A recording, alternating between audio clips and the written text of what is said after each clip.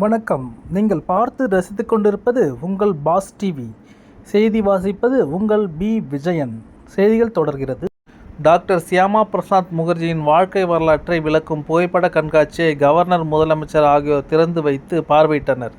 புதுச்சேரி அரசு கலை பண்பாட்டுத்துறை சார்பில் டாக்டர் சியாமா பிரசாத் முகர்ஜியின் 125வது பிறந்தநாள் விழா கடற்கரை சாலையில் அமைந்துள்ள புதுச்சேரி நகராட்சி அரங்கில் இன்று கொண்டாடப்பட்டது.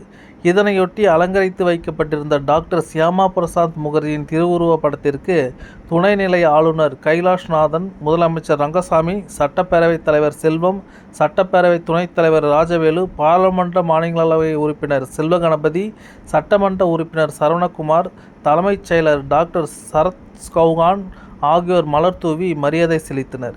இதனைத் தொடர்ந்து டாக்டர் சியாமா பிரசாத் முகர்ஜியின் வாழ்க்கை வரலாற்றை விளக்கும் புகைப்பட கண்காட்சியை துணைநிலை ஆளுநர் மற்றும் முதலமைச்சர் ஆகியோர் திறந்து வைத்து பார்வையிட்டனர்.